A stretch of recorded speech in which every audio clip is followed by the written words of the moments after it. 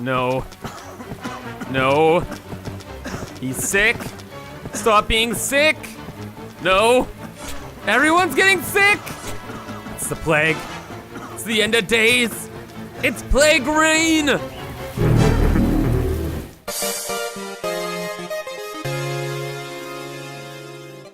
Hello everyone, I'm Kibitz and welcome back to Community Inc.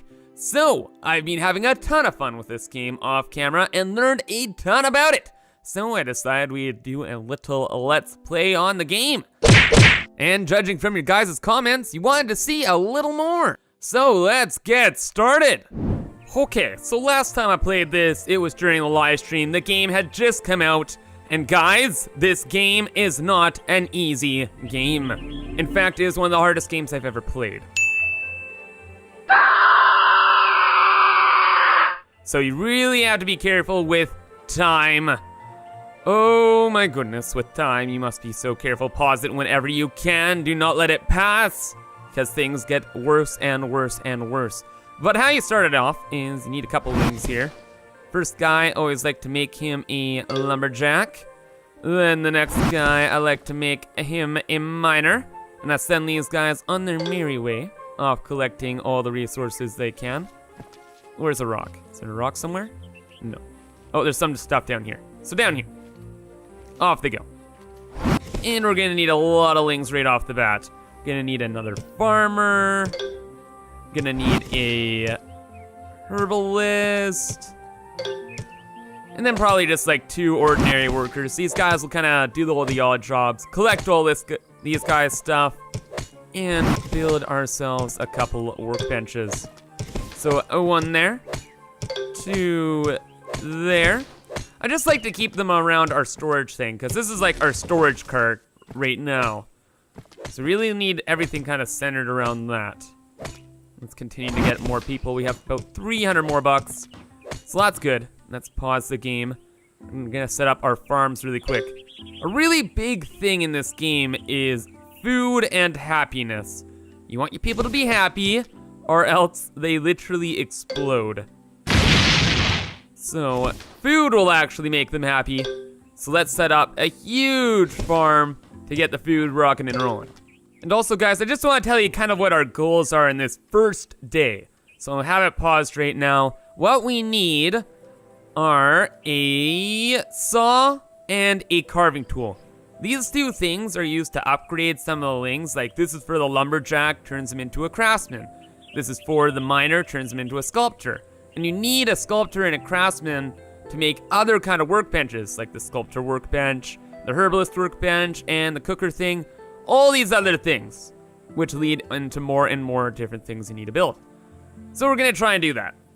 So it's about the end of day 1, and we've had a pretty good start. We got the sculptor and the, what's the guy's called? Carpenter, yeah.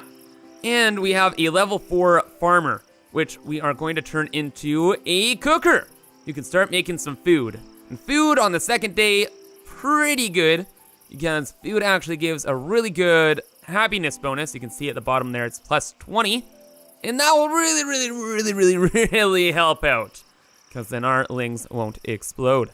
So day 2, some of our cotton has finally grown, and we're harvesting that. We have the cooker table set up with the chef, got some bowls.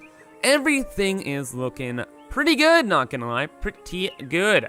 So let's go into the buildings area. We're gonna actually want to start building a couple things, like house B. Gonna put that down over here. And the house, you can put beds in, and if Lings sleep in beds, they'll be happier, which is always good. And then we're also going to want to build a warehouse. This lets you store up to 2,600 items, which is really good. We got it.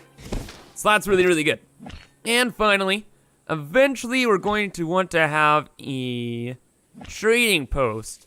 Now this is just so we can get a couple extra bucks, like we can sell some of our excess items, which is good. It's not 100% necessary, but it could help out. So yeah, we have a very solid day 2 here. And one quick thing I have to mention, because it took me forever to figure this out, but you see, this is cotton here.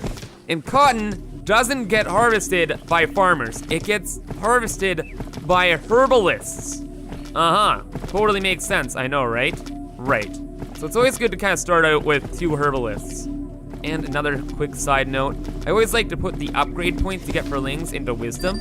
It just makes them work faster. And early game, pretty important to get things up and rolling as fast as possible. Right on, right on. So we're on day 3 now, and we're having a bit of an issue. Not with what I'm doing, but just with my gardeners here. They're not actually taking the harvested stuff and putting it in my storage. So I have all this food and all of this wool to finish off my things, but they're actually not putting the things in the storage. So I can't use them. This might be a problem. Maybe pretty soon. On a good note though, we have our first house, which is always nice to see. Take the roof off of that, peek inside. Nice long house. Can fit a ton of beds. If our people would gather the freaking cotton, and those look like apples, not cotton. That is horrifying.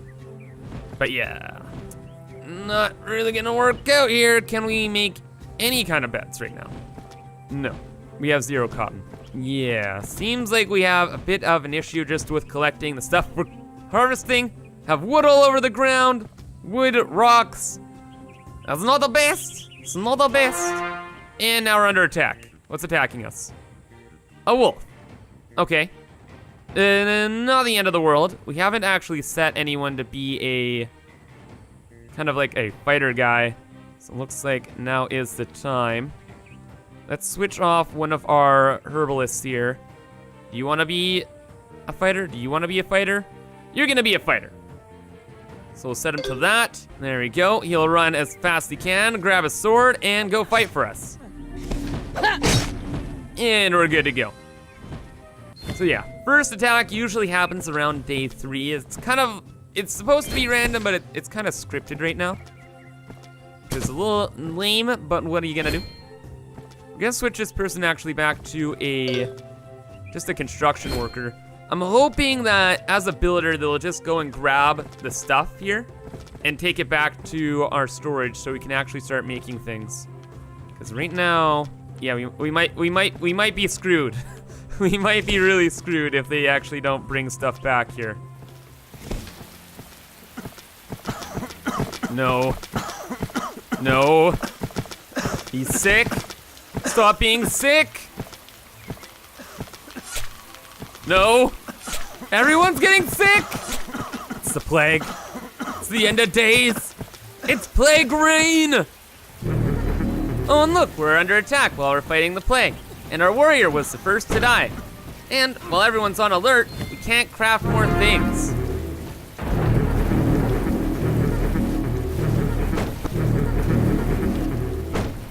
And now everybody's dead.